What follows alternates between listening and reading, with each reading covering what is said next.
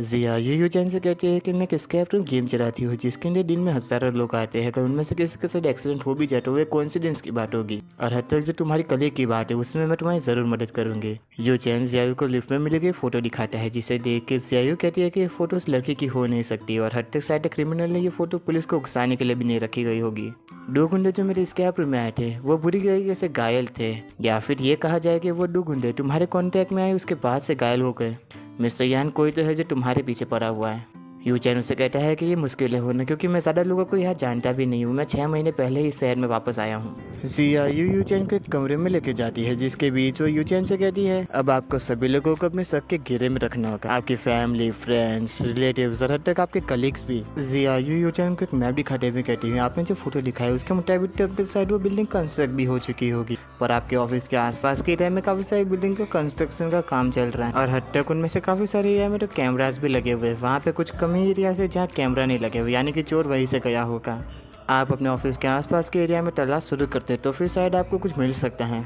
मैं इस काम के लिए आपकी पूरी मदद करूंगी। यू चैन उसे थैंक यू कहते हुए कहते हैं कि हम दोनों अब नंबर एक्सचेंज कर सकते हैं। या यू कहती है कितनी दुख की बात है, आपने आज तक मैंने कभी नंबर ही नहीं मांगा था। यू चैन हुजी को फोन पे सभी बातों के बारे में बता देता है। फिर दोनों मिलकर अपने ऑफिस के आसपास के एरिया में सीयू को ढूंढना शुरू कर देते हैं। रात होने तक दोनों सीयू को ढूंढते रहते हैं, पर जब कुछ नहीं मिलता तो हुजी कहता है कि अभी काफ़ी लेट हो चुका है और हमें कुछ मिला भी नहीं, हम इसे कल वापस करेंगे। यू चैन यूजी से कहता है कि मैं जानता हूँ हम जो कर रहे हैं वो शायद तक काम नहीं आएगा, पर हमें उसे ढूंढना तो होगा ही ना। मुझे नहीं पता सीयू कैसे भी हो कि वो जिंदा है कि मर गई, या फिर उसने खाना भी खाया होगा या फिर नहीं। हर पल हर मिनट तड़प रही है, हमें कुछ तो करना होगा ना। ऐसे भी हमारे पास कोई क्लू नहीं, ये सब करना एक वक्त की बर्बादी है। बस इन्फॉर्मेशन मिले तो मुझे कॉल कर देना। हुजी के जाने के बाद यूचैन उसी पोल के पास बैठकर खुद को कोसना शुरू कर देता है। कुछ समय बाद वो अपने ऑफिस में जाकर सो जाता है, और अगले दिन उसे जियायू का मैसेज आता है। मैंने काफ़ी सारे स्टोर में पूछताछ की पर मुझे कुछ नहीं मिला। यू चैन से रिप्लाई करता है थैंक यू, मैंने भी कई जगह तलाश की पर मुझे कुछ नहीं मिला। तभी वहाँ पे हर बारात में हुजी आके कहते हैं कि यू चैन तुम मेरे साथ चलो। पुलिस वालों को एक लाश मिली है जिसके कैरेक्टरिस्टिक एकदम सीयू की तरह है। ये सुनकर यू चैन सहम जाता है। दोनों मिलकर पुलिस स्टेशन आते हैं, जहाँ पे यू चैन काफ़ी ज़्यादा डर रहा था लाश को देखने से, इसलिए हुजी अकेला लाश को देखने जाता है। अंदर लाश को देखने के बाद हुजी यू चैन से कहता है कि वो असली सियायू नहीं है, बस उसकी बॉडी उसकी तरह दिखती है। ये सुनने के बाद आखिरकार यू चैन अपने हाथ की सांस लेता है। दोनों मिलकर फिर से ऑफिस जाते हैं, जिस बीच हुजी कहता है कि कोई मामूली किडनैपिंग तो नहीं हो सकती है। हद तक सीयू के परिवार वालों को किसी रकम के लिए फ़ोन भी नहीं आया है। इसका मतलब अभी सीयू जिंदा हो गया और उसे किसी कमरे में बंद करके रखा गया होगा और उसे खाना पानी कुछ नहीं मिला होगा अब तक। मतलब उसके पास जीने के लिए सिर्फ 2 दिन है, यानी 72 आवर्स। उनमें से 24 घंटे तब तक हो भी चुके हैं। यू चैन पार्क के अंदर काफ़ी परेशान बैठा हुआ था, जिससे रिसन का फ़ोन आता है जो उससे कहता है यू चैन क्या वो कैफे में नहीं आ रहा है मेरे। यू चैन उससे कहता है कि अभी मैं मूड में नहीं हूँ। रिसन उसे रिप्लाई करते हुए कहता है तो फिर ठीक है मैं तुम्हारे पास आ रहा हूँ। यू चैन उसे फिर से कहता है कि मैं सही में मूड में नहीं हूँ अभी। उसके फ़ोन रखने के बाद उसके पीछे रिसन आके कहता है हेलो यू चैन। रिसन को उसके पीछे देख यू चैन थोड़ा घबरा जाता है और कहता है तुम भला यहाँ कैसे आ गए। रिसन से कहता है मैं तुम्हारे पीछे ही खड़ा हुआ था, तुम्हें परेशान देख के मैंने फ़ोन कर दिया। ऐसे यू चैन मैं तुम्हें एक ही बात कहना चाहूँगा, तुम सभी प्रेशर को अपने ऊपर मत लो, बेवजह तुम फंस जाओ। अगर तुम किसी समस्या में हो तो फिर अपने आसपास के लोगों पर भरोसा करना सीखो, तब जाके तुम जिंदगी में उस समस्या को दूर कर पाओगे। रिसन के यहाँ से जाने के बाद पार्क के अंदर बारिश शुरू हो जाती है। जो यू चैन अभी जगह से बिल्कुल हिलता नहीं, वो अभी भी उदास होता है। तभी पार्क के अंदर जियायू आ जाती है जो यू चैन को ढूंढना शुरू करती है। जैसे ही उसे यू चैन मिलता है वो उसका हाथ पकड़ के उसे अपने घर पे लेके आती है, उसके गीले कपड़े साफ करके उसके बाल सुखाकर उसे बेड पे सुला देती है। जियायू को यू चैन की काफी ज्यादा चिंता हो रही थी। दूसरी तरफ सीयू उस कमरे के अंदर भूखी और प्यासी थी। वो खड़ी होकर अपने शरीर को देखती है ताकि उसे पता चल सके उसके साथ गलत तो नहीं हुआ है ना। फिर सीयू मेटल के डोर के पास आकर दरवाजा पीटना शुरू कर देती ताकि कोई उसकी मदद के लिए आ सके। वो काफी तमीज के साथ कहती है मिस्टर किडनैपर, मैं गरीब परिवार से हूँ, मुझे किडनैप करने के बावजूद भी आपको ज्यादा रकम नहीं मिल पाएगी। दूसरी तरफ से कोई जवाब न आने के कारण से वो निराश हो जाती है और जमीन पे बैठ जाती है, जहाँ उसे एक टॉर्च मिलती है, इसलिए कमरा देखने लग जाती है। कमरे के सीलिंग के ऊपर काफी सारी बोतल लगाई हुई थी जो एक दूसरे के साथ डोरियों से कनेक्ट थी। दूसरी तरफ सियायू के कमरे में जैसे यू चैन की आँख खुलती है तो वो अपने बाजू में सियायू को देख के उसके ऊपर अपना हाथ रखता है। सियायू और यू चैन दोनों एक दूसरे को देख रहे होते, तभी अचानक से यू चैन के आसपास की चीजों में गड़बड़ होना शुरू हो जाती है और यू चैन उसी कमरे में अपने सूट के साथ टेलीपोर्ट हो जाता है, जहाँ पे अपने आसपास के यू चैन के कपड़े भी गीले हो रहे हैं, जिसके चलते यू चैन को पता चलता है कि वो पार्क में जरूर सो गया होगा। यू चैन मेटल के डोर के पास जाकर उस डोर को पहले पूरी तरीके से देखता है, फिर वहाँ पे पड़ी हुई टॉर्च से रूम के अंदर देखना शुरू करता है, जहाँ पे कुछ कार्डबोर्ड्स मिलते हैं जिसके ऊपर वो नंबर इंडिकेट किए हुए थे।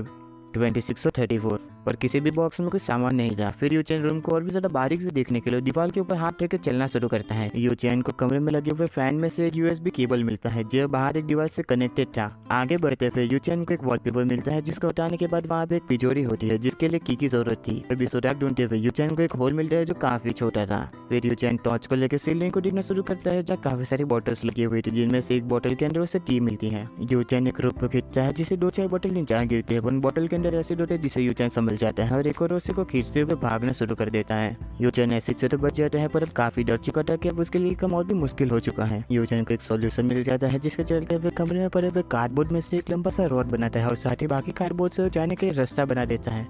यूचेन उस कार्डबोर्ड की रॉड की मदद से उस बोतल को गिरा देता है जिसमें चाबी थी पर असल मायनों में उसके अंदर एक बोतल ओपनर था जिसे देख के यूचेन को याद आता है कि यहाँ पे एक छोटा सा होल भी तो है। दूसरी तरफ हमें सीयू को दिखाया जाता है जिसने सेम मेथड का इस्तेमाल करके उस बोतल ओपनर को पा लिया था जहाँ पे सीयू से सेम होल के अंदर उस बोतल ओपनर को डाल देती है पर वहाँ पे कुछ नहीं होता इसलिए सीयू बोलती है कि अब मैं करूँ क्या। यूचेन उस छोटे से होल के अंदर बोतल ओपनर को डालते वक्त सोचता है अगर मैं इसे पूरी तरह डाल दूंगा तो फिर मैं इसे वापस बाहर नहीं निकाल पाऊंगा तो फिर मैं क्या करूं। यूचेन उस बोतल ओपनर को अंदर डाल देता है पर आसपास कुछ ना होने के कारण यूचेन उससे और भी ज्यादा अंदर धकेलता है जिसके कारण एक सीक्रेट पैसेज ओपन हो जाता है और साथ ही में एक एसिड की बोतल यूचेन के एकदम करीब गिरती है जिससे यूचेन बच जाता है। उस मेटल बोतल को लेने के बाद यूचेन सोचता है कि हम इस बोतल ओपनर को बाहर कैसे निकाले इसलिए बोतल के साथ कुछ चीज करने लग जाता है और उसे फेंकना शुरू कर देता है। यूचेन जब उस रूम के कॉर्नर पे आ जाता है तो उसे समझ में आता है कि इस रूम के काफी सारे टाइल्स लगी हुई है जिसका मतलब इसे एक्स और वाई एक्सिस की तरह इस्तेमाल किया जा सकता है और साथ ही में 26 और 34 नंबर की टाइल्स के ऊपर मुझे कोई हिडन पैसेज भी मिल सकता है। यूचेन जब टाइल्स के पास आता है तो उसके साथ एक ट्रैप भी सेट था जहाँ पे यूचेन जैसे टाइल्स को ऊपर करता है वैसे एक ऐसे की बोतल नीचे आ गिरती है जो यूचेन के कपड़ों के ऊपर उसके छींटे आते हैं। यूचेन खुद को बचाने के लिए खुद को निकाल लेता है, कहता है कि रूम सही में मुझे मारने के लिए बनाया गया है। यूचेन को इस हिडन पैसेज के अंदर यू आकार का एक मैग्नेट मिलता है जिसकी मदद से उस बोतल ओपनर को निकाल के बोतल को ओपन करता है। बोतल ओपनर में से निकली की का इस्तेमाल करके यूचेन तिजोरी को ओपन करता है जहाँ तिजोरी के अंदर एक पावर सप्लाई होती है जो फैन को बंद कर देती है। यूचेन अब सोचने पड़ जाता है कि अगर मैं करूँ तो क्या करूँ। तभी उसे याद आता है कि 2 नंबर को अगर मैं रिवर्स ऑर्डर में लिखूँ तो यहाँ पे एक और हिडन पैसेज होना चाहिए जिसके कारण यूचेन उसी नंबर की टाइल्स के पास पहुंच जाता है जहाँ पे टाइल्स ओपन नहीं हो रही होती जिसके कारण यूचेन सोचता है कि मेरे पास जो भी टूल है उसकी मदद से मुझे कुछ करना होगा। यूचेन बोतल को उठा के सेक करता है तो उसके अंदर किसी चीज की आवाज आती है जिसके चलते हुए यूचेन मैग्नेट का इस्तेमाल कर उस चीज को बाहर निकालता है जो कि एक रेक्टेंगल मैग्नेट होता है। मैग्नेट के इस्तेमाल से यूचेन सीक्रेट पैसेज को ओपन कर लेता है पर उसी के साथ एक ट्रैप भी एक्टिवेट हो जाता है। सीलिंग पे लगी हुई सभी बॉटल्स नीचे गिरना शुरू कर देती है जिसके कारण यूचेन पैसेज में पड़ी हुई चीज को उठा के एक बॉक्स नीचे छुप जाता है जहाँ पूरे रूम में एसिड फैल चुका था। यूचेन बॉक्स से बाहर आके कहते हैं कि ये तो काफी ज्यादा करीबी मामला था, ये रूम तो सही में किसी को भी मार सकता है। यूचेन को सीक्रेट पैसेज में से एक अडेप्टर मिलता है जिसको यूएसबी केबल से कनेक्ट करके पावर पॉइंट में डालता है। वैसे काफी हाई फ्रिक्वेंसी का साउंड प्रोड्यूस होता है जिसके चलते हुए यूचेन के कानों में भी दर्द होना शुरू हो जाता है। जैसे यूचेन अपनी आंखें खोलता है तो वो सीआईयू के कमरे में होता है जहाँ सीआईयू मेकअप कर रही होती है। यूचेन कहते हैं कि तुम इसका मतलब ये सब एक सपना था। यूचेन से कहती है मिस सैयन आप चाह गए, आपने कल रात को मेरे साथ क्या क्या नहीं किया। ये सुन के यूचेन शर्मा जाता है, बोलते ऐसा मैंने कर ही क्या दिया भला। आप लगातार रात को मुझे ये कहने लग गए कि मुझे तुम्हारे प्रति फीलिंग्स है और फिर उसके बाद रोने भी लग गए जिसके कारण को छोटे बच्चे जैसे इतनी अटक आप जैसे नए कलीग्स ऐसे ही होते हैं कॉलेज से पास हुए। ये सुन के यूचेन काफी ज्यादा शर्मा जाते हैं और बेड के अंदर छुपते हुए कहते हैं तुम इन बातों को मत करो, मुझे काफी शर्म आ रही है, अगले जन्म में तुम्हारा नौकरी बन जाऊंगा। सीआईयू यूचेन को तैयार होने के लिए कहती है क्योंकि उसने मैट के ऊपर एक ऐसे प्लेस ढूंढ निकाली है जो उस फोटो की तरह सेम टू सेम दिखती है।